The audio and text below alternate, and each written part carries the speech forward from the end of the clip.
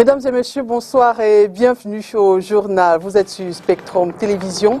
À la une de l'actualité de ce mercredi 8 juillet 2020, Conseil supérieur de la magistrature, une réunion aura lieu le 6 août prochain à la salle des conseils de la présidence de la République dès 10 heures. Paul Biya, le président de la République et par ailleurs président de cette instance, a signé ce jour une décision portant convocation, je vais y arriver, de cette rencontre qu'il faut le préciser arrive 3 années après la dernière. On parle économie, 9 entreprises camerounaises parmi les 500 meilleures du continent. Le magazine Jeune Afrique vient de publier l'information. Le chiffre d'affaires et les résultats nets sont les points ayant sous-tendu ce classement. Et dans ce journal, nous aurons l'analyse d'un économiste sur la question. Mesdames et messieurs, une fois de plus, bonsoir et bienvenue au journal. Je vous le disais en titre, le président de la République vient de signer une décision portant convocation d'une réunion du Conseil supérieur de la magistrature. Les membres de cette instance sont attendus le 6 août 2020 à 10 heures à la salle du Conseil de la présidence de la République au Palais de l'Unité. Le 15 juin dernier, le chef de l'État a nommé le secrétaire général et les membres titulaires ainsi que leurs suppléants. Précisons que la dernière réunion date du 7 juin 2017. Le Conseil supérieur de la magistrature assiste le président dans le cadre de la gestion de cette instance. Il assure, entre autres, l'indépendance de la justice. Il s'occupe de l'avancement de grade des juges ou encore du déploiement des magistrats sur le terrain. Parlons économie à présent. Moins de 10 entreprises camerounaises figurent parmi les 500 meilleures qui se trouvent dans le continent africain. C'est ce qui ressort d'un classement publié par le magazine panafricain Jeune Afrique économique dans sa parution de ce mois de juillet. Quelles sont les entreprises camerounaises? Élément de réponse dans ce reportage de Makeda Lidi Newton. D'après le magazine Jeune Afrique du mois de juillet, 9 entreprises camerounaises figurent parmi les 500 meilleures entreprises africaines de cette année 2020. Le classement a été fait en fonction de leur chiffre d'affaires ainsi que de leurs résultats nets selon le magazine panafricain. À cet effet, la Société nationale des hydrocarbures SNH occupe le 89e rang dans ce top 500 avec un chiffre d'affaires de plus de 910 milliards de francs CFA et un revenu net de plus de 434 milliards de francs CFA. La SNH est suivie par la Société nationale de raffinage, la Sonara, 129e sur le plan africain, avec un chiffre d'affaires évalué à plus de 141 milliards de francs CFA. Avec 351 milliards de francs CFA de chiffre d'affaires et un revenu net de 26 milliards de francs CFA, la Société anonyme des brasseries du Cameroun est la 3e entreprise camerounaise à figurer dans ce classement. Vient après Eneo, avec un chiffre d'affaires de 303 milliards de francs CFA et un revenu net de 11 milliards de francs CFA. Tradex est classé 275e par Jeune Afrique, la CNPS 330e. Le bas de ce classement continental est respectivement occupé par les opérateurs de téléphonie mobile MTN Cameroun et Orange Cameroun.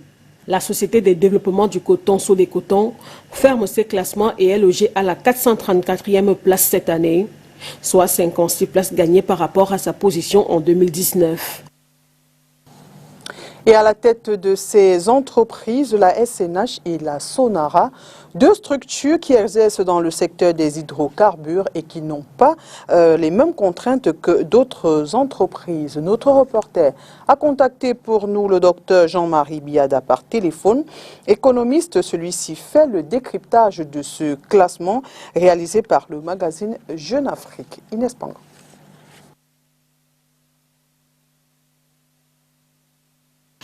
La tête des 9 entreprises camerounaises classées parmi les 500 meilleures africaines de l'année 2020 est occupée par la Société nationale d'hydrocarbures SNH et la Société de raffinage Sonara. Deux entreprises à capitaux publics qui exercent dans le secteur du pétrole. Les deux entreprises en question relèvent l'une et l'autre du secteur pétrolier amont et du secteur pétrolier aval. Le secteur pétrolier amont, c'est là où on parle de la politique publique de l'État en matière des mines, d'hydrocarbures, on parle de l'exploration et enfin on parle de partage de l'exploitation.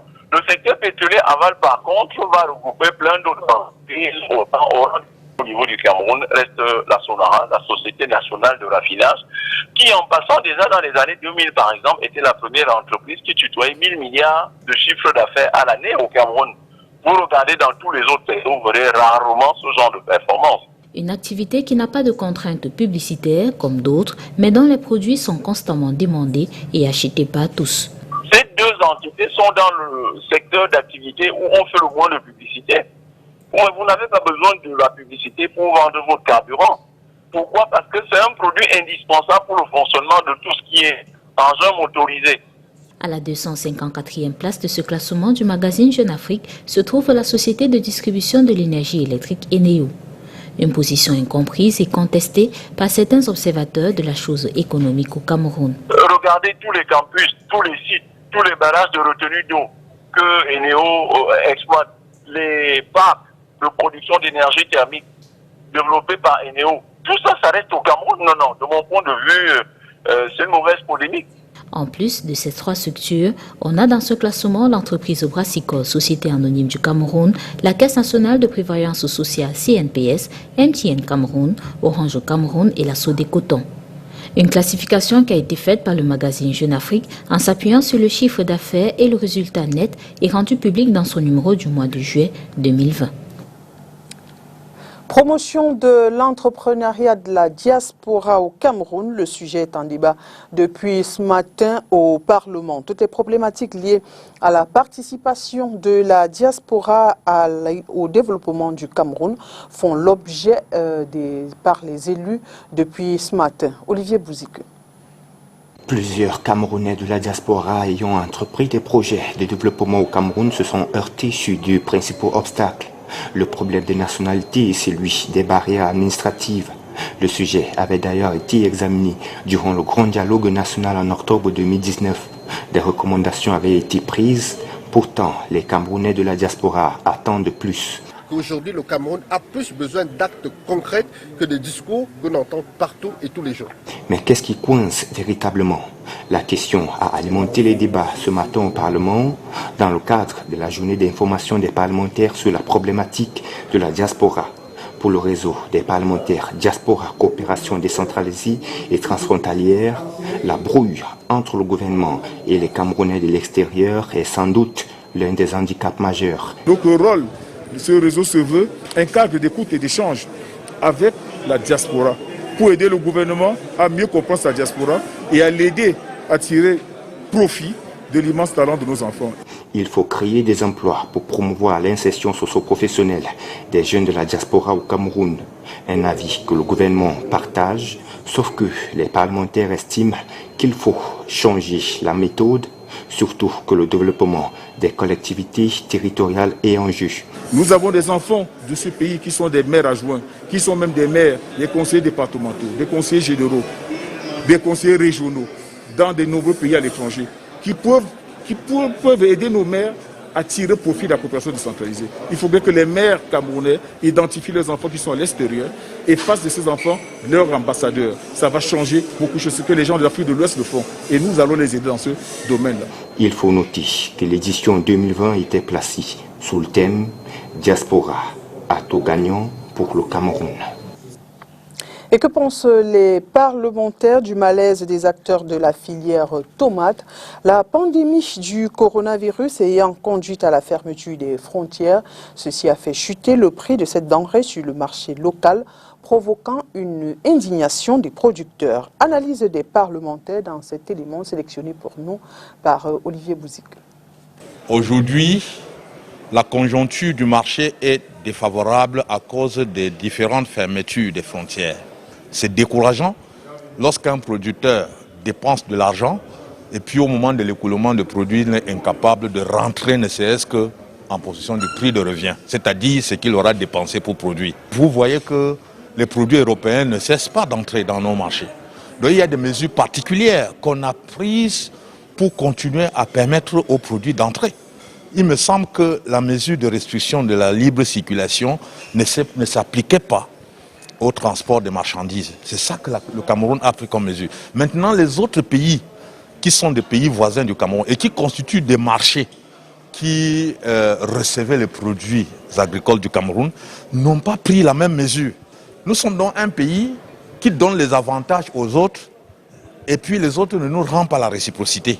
Soit on les aide à construire les magasins de stockage en attendant maintenant les conditions favorables de la meilleure vente, soit on négocie avec les États voisins qu'on permette la libre circulation des marchandises. C'est des sinistres en série qui ont la même cause, la pandémie.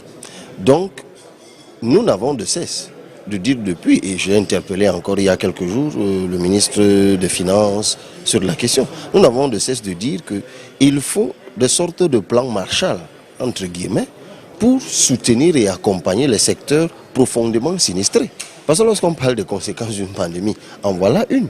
Comment on peut accompagner aujourd'hui ces personnes-là? Donc il faut déjà un cadre d'échange, un cadre de concertation, parce que c'est toute une filière agricole qui est concernée. Écouter les acteurs, écouter leurs propositions et élaborer ensemble un plan de soutien, de préservation et de relèvement de ce secteur agricole. C'est cette proposition que moi j'ai déjà faite, maintenant j'attends. Grace Annie Mbon-Babot est le nouveau secrétaire général du ministère de l'Agriculture et du Développement rural. Le chef de ce département ministériel, Gabriel Baérobé, l'a installé dans ses fonctions ce jour à Yaoundé. Et dans le reportage qui va suivre, découvrons le parcours de celle qui a précédemment occupé le poste de chef de département de production végétale et technologique de l'université de Bamenda. Mireille Siamsi. Le professeur Grace Annie Bon et épouse Mbabot est le nouveau secrétaire général du ministère de l'Agriculture et du Développement rural. C'est le décret du chef de l'État du 30 juin dernier qui la porte à ce poste. Il faut dire que cette dernière n'est pas une inconnue de l'administration camerounaise. Madame Bon, épouse Mbabot Grace Annie, est née le 28 décembre 1964 à Etwingui, dans le département de la Momo, région du Nord-Ouest.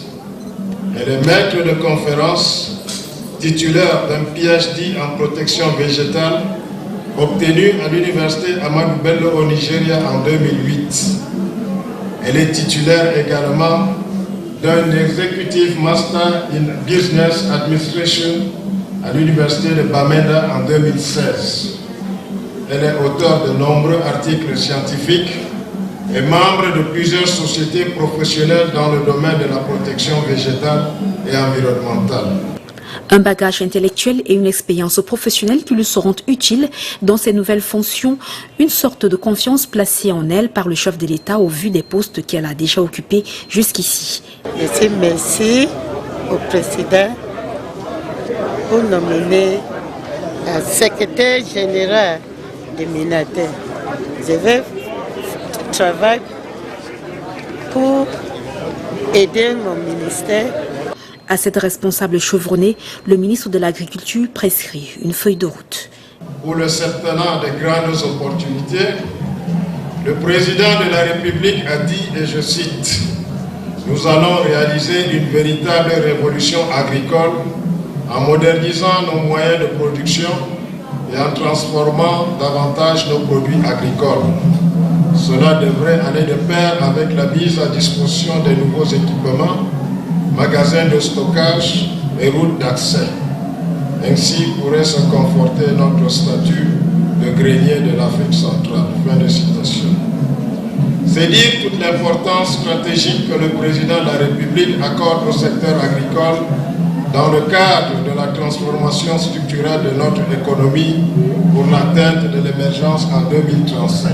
Cependant, il faut dire que le ministre de l'Agriculture et du Développement rural a tenu à féliciter les œuvres de Mvondona Patrick, secrétaire général sortant avec qui il aura travaillé durant 2 ans à la tête de ce ministère.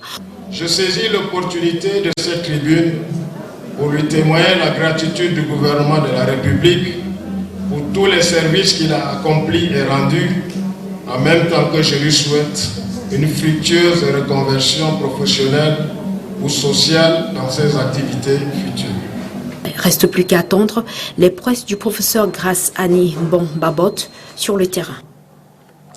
Assainir le secteur des mototaxis dans la ville de Douala et réduire les accidents de la circulation dans lesquels ils interviennent. Ce sont les objectifs d'une formation lancée ce jour à la salle de fête de Douala par le préfet du département du Vouri.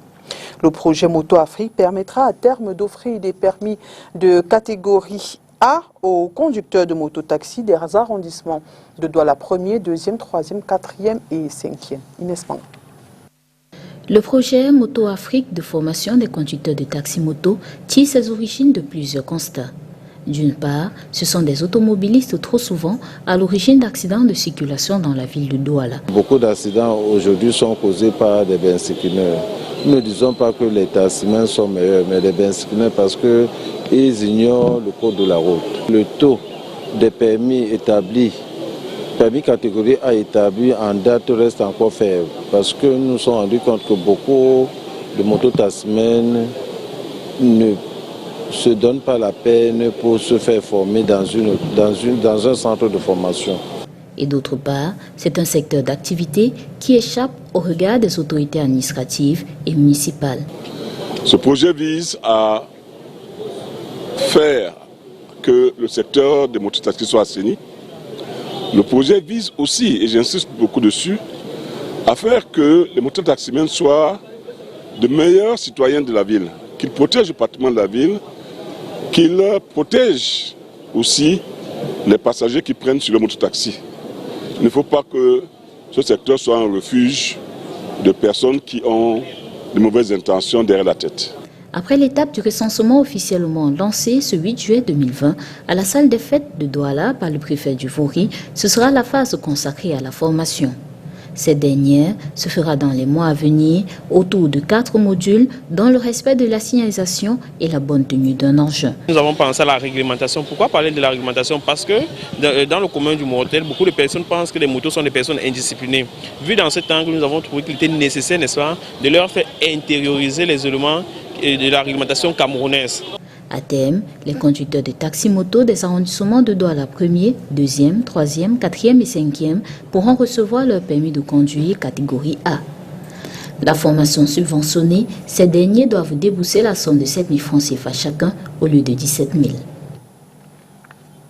Et quel mode de transport utilisez-vous surtout pendant cette saison pluvieuse? La question a été posée aux habitants de la ville de Douala. Je vous propose d'écouter leurs réponses au micro de Catherine Koné et Landré Yossa. Pour le moment, c'est la saison pluvieuse. J'utilise beaucoup plus le taxi parce qu'avec le taxi, je suis plus en sécurité. Il n'y a pas de risque de se mouiller. Alors qu'avec la moto, il y a tellement de risques de se faire mouiller. Même les motos qui ont les parapluies, il y a les risques de se faire mouiller parce que vous pouvez arriver dans les endroits où il y a tellement de pluie. Vous savez, il y a les torrents à Douala et puis les caniveaux sont bouchés dans certains endroits et il y a de l'eau qui sort, n'est-ce pas, sur la route. Lorsque vous traversez, il y a de l'eau qui vous verse dessus. Régulièrement un peu de taxi, puisque vous voyez même ce que je fais là. Avec la pluie, si je me mouille, ma marchandise aussi sera mouillée. Il est plus mieux que j'emprunte plus vite le taxi que la moto. Je prends le taxi généralement parce que souvent la moto est trop risquée. Quand tu prends la moto, en plus d'être cher, c'est trop risqué. Et en ce moment, comme il pleut tout le temps, quand tu prends le taxi, tu es à l'abri des pluies et tu es aussi à l'abri de certains risques d'accident. Pendant la saison pluvieuse, c'est le taxi qui est approprié. Parce qu'on ne se mouille pas dans le taxi. Donc on est plus couvert. Si on ne sort pas avec le véhicule, on sort en taxi. C'est l'idéal. Lutte contre le coronavirus au Cameroun, l'Union européenne aux côtés du gouvernement. Son Excellence Hans-Peter Chadek, chef de la délégation de l'Union européenne au Cameroun, et Alamine Ousmane May, le ministre de l'économie, de la planification et de l'aménagement du territoire, ont signé ce mardi à Yaoundé les financements y afférents. Mireille Sabi. La relation Union européenne-Cameroun passe par un partenariat global qui touche aux questions de santé. Cela se justifie à aisance quand l'on sait que, dans le cadre de la mise en œuvre des actions issues de la coopération entre les parties, la flexibilité offerte par le dit cadre et surtout les contraintes liées à la maladie à coronavirus ont conduit l'Union européenne à accompagner le gouvernement camerounais dans son plan national de riposte contre la pandémie qui a en quelque sorte surpris le système sanitaire local, un peu comme dans le reste du monde. Pour matérialiser tout ceci, l'Union européenne, à travers divers instruments et institutions activés ou en cours d'activation, a mis à disposition du Cameroun 3,4 milliards de francs CFA. Il est important de souligner que aujourd'hui nous avons signé des conventions de décaissement par anticipation de la ressource qui était prévue être mise à disposition en fin d'exercice. Cela est totalement justifié par la nécessité de faire face à l'immédiat aux différents défis que nous oppose, bien entendu, cette pandémie. Et sur la base des 5 piliers de la stratégie nationale de riposte, l'Union européenne a bien voulu, dans le cadre des appuis budgétaires, c'est-à-dire une mise à disposition de la ressource directement au trésor public, accompagner l'action du Cameroun dans la mobilisation des ressources humaines compétentes. En résumé, l'Union européenne et ses États membres, dont la France, l'Allemagne et l'Italie, incluant l'Agence française de développement, ont à date mis sur la table un montant cumulé estimé à 12,6 milliards de francs CFA pour appuyer la lutte contre la pandémie du Covid-19 au Cameroun. Évidemment, nous sommes rassurer que ces ressources seront utilisées de façon diligente envers les applications qui permettent de contribuer à la réponse sanitaire sur le terrain, dans les hôpitaux et d'autres structures sanitaires. Et il y a aussi une composante qui va s'adresser aux défis auxquels est exposé le secteur privé, qui lui aussi souffre des effets de la crise Covid et de son impact économique. Dans le cadre du Code de transparence et de bonne gouvernance dans la gestion des finances publiques au Cameroun, les ressources mises à disposition par l'Union européenne dans la lutte contre le coronavirus feront l'objet d'un audit conformément aux dispositions de l'ordonnance du chef de l'État Paul Biya qui a permis de modifier la loi de finances initiale pour 2020 en créant un compte d'affectation spécial. À l'étranger, Côte d'Ivoire, le pays des éléphants est en deuil. Amadou Gon Coulibaly n'est plus. Premier ministre et candidat du Rassemblement des oufouettistes pour la démocratie et la paix, RHDP, à la présidentielle d'octobre prochain, est décédé ce mercredi 8 juillet, ceci après avoir pris part au Conseil des ministres. Parlons sport à présent, football féminin. La décision de la Confédération africaine de football relative à l'annulation de l'édition 2020 de la Coupe d'Afrique des Nations de football féminin continue de susciter un tollé de la part des footballeuses africaines. Que ce soit dans les médias ou sur les réseaux sociaux, elles fustigent cette décision et demandent à la CAF de faire marche arrière. Makeda Lidinocho. Le très important meeting de cet après-midi. Le 30 juin dernier, la Confédération africaine de football décide de reporter voire annuler plusieurs de ses compétitions en raison de la pandémie du coronavirus. Parmi celles-ci, l'annulation de la Coupe d'Afrique des Nations de football féminin qui devait se jouer cette année. D'autres décisions importantes, je pense que vous avez mentionné, la CAN féminine 2020 annulée, mais remplacée en 2021 par une ligue féminine, la Ligue des champions, une nouvelle compétition. Loin d'être applaudie, cette décision de la CAF suscite depuis une semaine l'indignation des footballeuses. C'est notamment le cas de la meilleure footballeuse africaine, Assissa Oshoala. 4 fois ballon d'or africain, l'internationale nigériane estime que cette décision n'est pas bien pour le football africain en Afrique et invite la CAF à revenir sur les bases de départ afin de faire du football féminin l'une de ses principales priorités. Fin de citation. On ne peut pas faire 5 pas en avant et 10 pas en arrière. L'annulation ne sera pas utile car les équipes seront confrontées à 2 ou 3 ans sans compétition avant la Coupe du Monde féminine, martèle la footballeuse nigériane dans une sortie médiatique. Elle dit ne pas comprendre pourquoi les autres compétitions ont été reportées et la CAN féminine annulée. Sur les réseaux sociaux, l'internationale footballeuse camerounaise Chout Adjara affirme également qu'elle est triste pour ses jeunes sœurs et pour la discipline et félicite au passage la CAF pour la création de la Ligue des champions de football féminin dès 2021. Dans le même ordre d'idées, la capitaine des Lions indomptables du Cameroun, Aboudi Onguene, ne cache pas sa déception et espère que la CAF va revenir sur sa décision.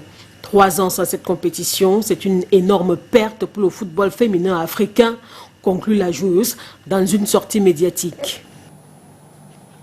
Et voilà qui met un terme à cette édition d'information. Mesdames et messieurs, merci d'avoir été des nôtres et bonne suite des programmes sur Spectrum Télévision.